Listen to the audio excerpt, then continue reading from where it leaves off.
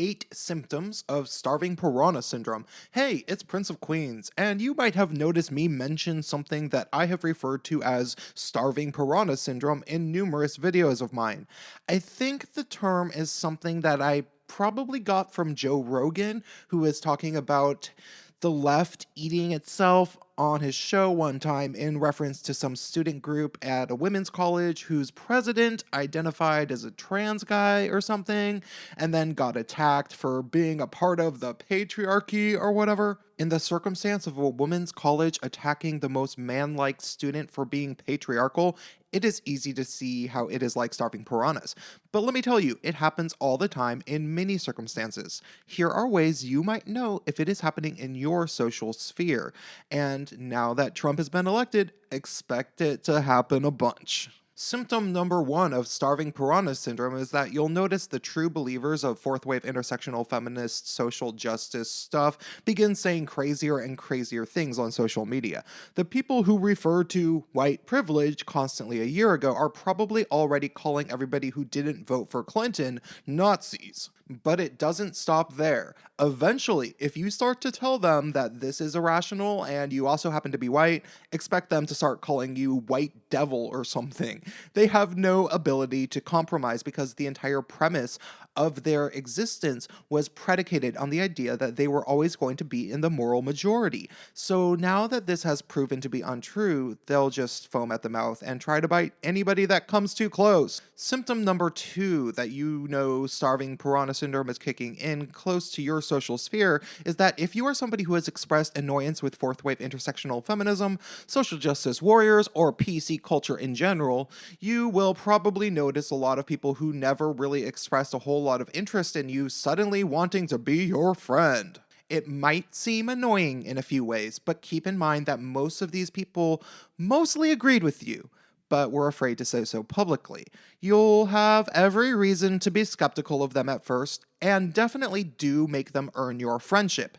If you do it correctly, you can end up a boss. Symptom number 3 of starving piranha syndrome is that black SJWs will turn on Latino and Asian people, especially if they have light skin, and the darker skinned black SJWs will even turn on lighter skinned black people. Asian people actually earn more money than white people in the USA on average, so it's only a matter of time before SJWs turn on them in this way. I just hope that when it happens, enough Asian people realize how bullshit the whole SJW mentality really was the whole time, instead of trying to say things like, "You don't know how hard it is feeling invisible and dealing with the bamboo ceiling," or whatever. Newsflash to Asian Americans, especially Asian American men. You'll never truly be down with SJWs. Certainly not now, even if it seemed like you were before. I also wonder if black SJWs will start saying that Native Americans have privilege now, because I wouldn't put it past them. Symptom number 4 of starving piranha syndrome is that people will make up hate crimes. Usually lesbians.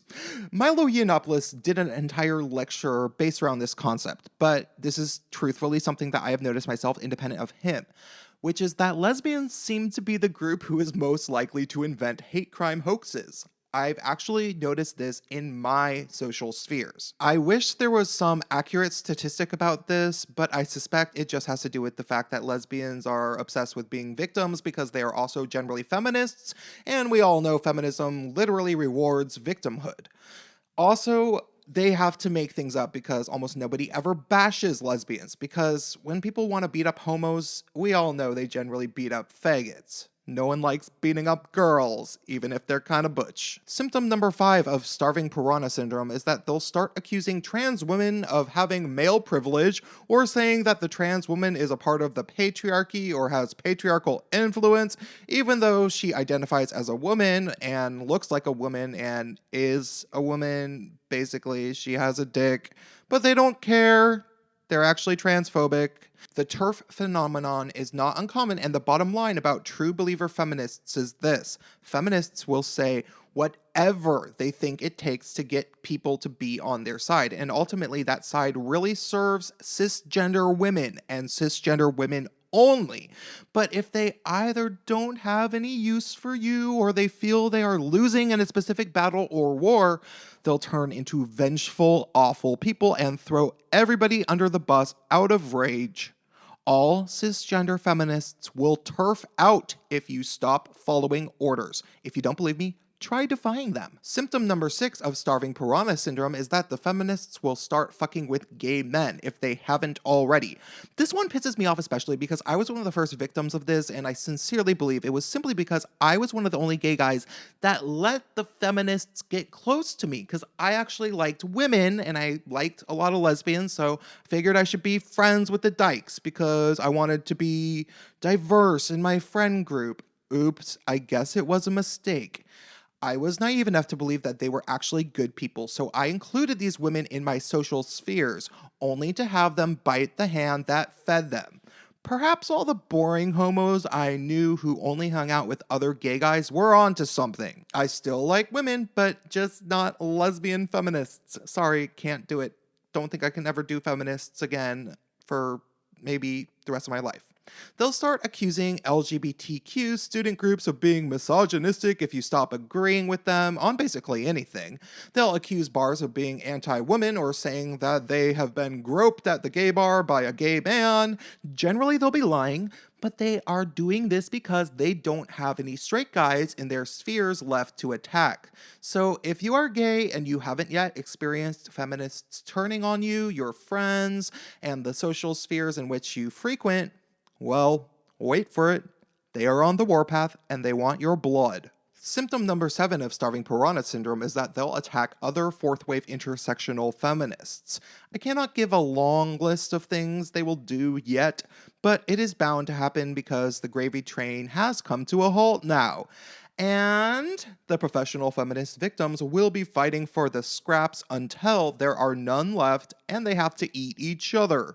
Keep an eye on Anita Sarkeesian, Kat Black, Lindy West, Jessica Valenti, Clementine Ford, Christy Winters, and anybody else who doesn't really have any marketable skills outside of the strict feminist propaganda, and see if they don't start attacking each other. And get the popcorn. Symptom number 8 is sad, and I do not wish this on any of them. But I imagine we'll see a lot of suicide attempts over the coming years. I do not want this, and I hope that people can come around from their hopelessness. But I can only offer one thing. The reason that fourth wave intersectional feminist social justice warriors might begin to feel hopeless in the coming years will be the exact reason that middle-aged white male suicide grew so rapidly over the past few years, which is that they were living in a culture that they didn't feel cared about them. So if you contributed to the culture that made middle-aged white men feel so hopeless and commit suicide all the time, well, I don't want you to harm yourself, but it is what it is. Drop me a comment and stay tuned.